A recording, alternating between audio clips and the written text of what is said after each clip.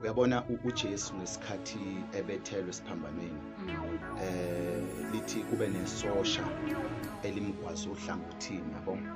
So melimgwaza ohlangothini lithi kwaphuma igazi namanzi. Why ingaphumanga ubovu? Because wayeseshayiwe. And smart wayesevuvukele. Uyabo? Because umuntu osuke sevuvukele sokuthi sokune infection emzimbeni wakhe. But asibonanga kuphuma ukungcola phakathi. Angiphinde ngicacisele asibonanga kuphuma ukungcola ngaphakathi ngesikhathi ekwazi uhlangothini. Yini emenze kungaphumanga ukungcola? Kuphume igazi elipure namanzi apure, noma kuphume igazi eliclean namanzi aclean. Yini yenze lokho ukuthi into ephuma ngaphakathi kuyena iphume iclean iright? Uyabona konke is because of that. Utheme ekhuluma wakhuluma igama lokuqala wathi baba bathethelela abakwazi abakwenzayo. Ngamanye amazwi uma esho njalo ethi baba bathethelela abakwazi abakwenzayo, ngamanye amazwi wayezidraina. Uyayibona lokho? Ya wayezidraina ibitterness engaphakathi kuyena, edraina ubuhlungu ngaphakathi kuyena. Isosha mase limgwaza ohlangothini la mase limgwaza ubuhlungu bamngasekho kuye ngaphakathi. Ngamanye amazwi ingakho isosha laphila uma ligwaza uJesu lithelwa into ephuma ngaphakathi kuyena, ngoba bonke abantu abangafunanga ukudraina upoison ongaphakathi kubona, ukudraina ubuhlungu omngaphakathi kubona, uma bekhuluma noma bekubasisiza sibulawa izinto abazikhulumayo. Kunomuntu ongathi ukhuluma kamnandi akulimaze ekhuluma kahle, azazibuza athi mina ngaba nabhadilini, mina ngenzani? Mengithi ngiyahleka ndivele kuthiwa yini uhlekani wena lento enesidini. Uma uthi uyaqala uyokhuluma kubantu kuthiwa wena usufike wahleba, kanti iproblem ukhuluma into eright, kodwa manje uma uyikhuluma into eright idiluted nempilo yakho enebitha. Ngicacise lento, ukhuluma into eright but impilo yakho ngaphakathi kunezinto ezingadrainwanga, kunezilonda ezaphola nobovu. So manje uma ukhuluma njalo iyavela inhlanzi noma ikhestanyana yobovu ophuma kuwe ngaphakathi. Uyabona into enza ukuthi siphendule umlaleli kaFishane noma ngikuphendule kulombuzo ukuthi uma ngi-avoida kanjani ukuthi isilonda sami siphole nobovu. Ngi-avoida ngokuthi angifundi ukukhuluma.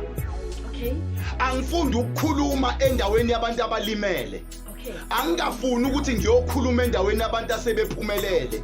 Ngiyokhuluma nasempumelelweni yami, ngiyobhodla empumelelweni yami. Ngathi ngelinye ilanga ngikhuluma noNyambose, ngathi weNyambose kubalekile siqaphele ukuthi ingane uma ike yabhodlela ebeleni lelo bele liyavuvukala. Uyabona ukuthi kunabanye abantu ababhodla, abomubhodla usukukhipha umjiva omngaphakathi kwena, usukukhipha isimunqwane esingaphakathi kwena. Ngamama usukukhipha ukudla osekonakele kodwa usukubhodlela endaweni right, usukubhodlela endaweni ongane uphila kuyo. Uyabona mozobhodlela entweni ozophila kuyona, leyo nto uyayibulala noma uyayidestroya empilweni yakho. So be careful ukuthi thola the good place yokukhuluma.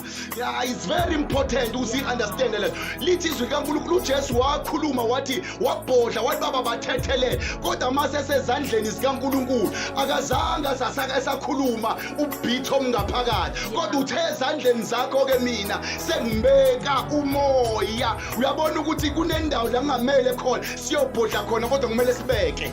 Kunabanye abantu kunemshado namhlanje nama relationship namhlanje, ama relationship abuhlungu. Ayikho into ebuhlungu nento enziwa ama relationship ayariska. Ayikho into eriska njengama relationship. Ayariska, ziyariska lezazi. Yabo le yampilo it's a risk life. Ngicacise lento, impilo ebuhlungu. Yabona kunabantu othola ukuthi sebeno 20 years bagonele bashadile, kodwa ugone phezulu komuntu onesilonda, ugone uhlephe ngobuvu wakhe. that is the very sensitive thing lento engiyikhulumayo. Kunabanye abantu othola ukuthi abadrenanga ukufa bahlele omunye athi hayi sengihlaliswa umshado. No, ahlaliswa umshado angicacise lento, but sihlaliswa isilonda esipholayo. There's nothing wrong ngomshado, ada akukho right noma kuku right ikwani koNkulunkulu umshado uvunyelwe uNkulunkulu kuwena. Okwakho drain upoison ukuze kuhlaleke. Kunabantu othola uhleli phezu komuntu kanti usenze abantu basensitive kuma relationship bayathunukala every day. Ngesikhathi unyathela uthi yajabula ugcoba isilonda sakhe.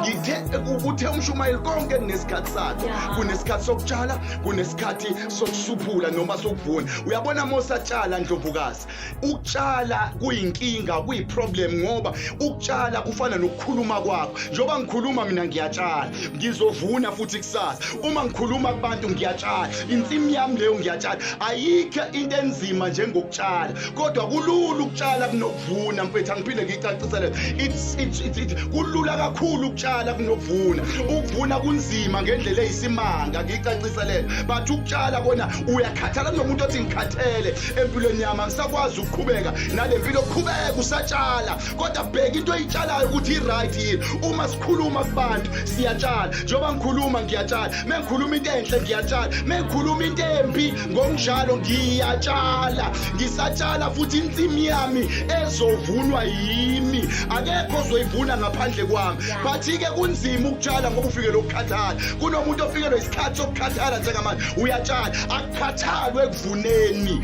kodwa kukhathale ekutshalweni. Uma usatshala ufikelwe isikhathi sokukhathala, ufikelwe isikhathi sokugive up kanti uyatshala. Baningi abantu athi mina I give up amagama akakhulume yena. Kube uyena okhulumile bese ethi hayi sengigive upile, ngihlulekile. Ubutshala, qhubeka utshale noma kuthiwa into right itshala, kodwa qaphela into oyitshalayo ukuthi kusasa uzoyivuna. But ukuvuna kunzima kakhulu Ndlovukazi, ngoba ukuvuna ubhekana noqadolo. Uthi ungena nje uzovuna kube sekunoqadolo abakubambayo noma sekunoma-ngafana abakubambayo.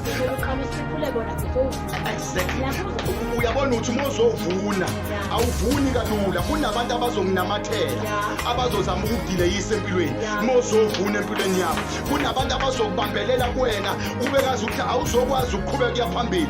Kodwa kuhle ukuyosuphula abantu. Umuntu made evuna ufika ngene ensimini avuna aphume egcwele uqadolo, aphume emanikiniki. Bonke abantu abavunayo baphuma bemanikiniki. Mosibona namhlanje simanikiniki yini ngoba siyavuna. Mosibona sikhathala sisatshala, kodwa mase simanikiniki, mase simanxeba siyavuna. Khuluma nomuntu manje othi ngimanxeba uyavuna. Awukwazi ukuba manxeba ungavuni, awukwazi ukuvuna ungabi manxeba. But qaphela umuntu ovunayo uthi meqede ephuma eseyohlala phansi ebuka isivuno sakhe. Before ajabulela isivuno uhlala phansi ayichuthe oqadolo. Kuhle ukukhipha abantu empilweni yakho ekuvuneni kwakho, kodwa ubuye naso isivuno sakho. Kubuhlungu ukukhipha abantu empilweni yakho kanti awukho ukutholile empilweni. Kufana nokuba izinto ezingenampumelelo. Kuhle ukuba izimpi zonke empilweni yakho. Bheka impumelelo, bheka isicoco, bheka ibhageni yalapho. Kuhle mohle phansi ukhipha abantu empilweni yakho. Ungalingi ujabule ukhipha abantu ungasibonanga isivuno ozosivuna. Akuhle mokhipha abantu kodwa kube khona isivuno ukuhleka. Akuthi khamba abantu empilweni yakho kodwa ubuhleka ukuthi abahambanga nento zakho, bahambe bona bodwa empilweni yakho, but bakushiye wena nento zakho.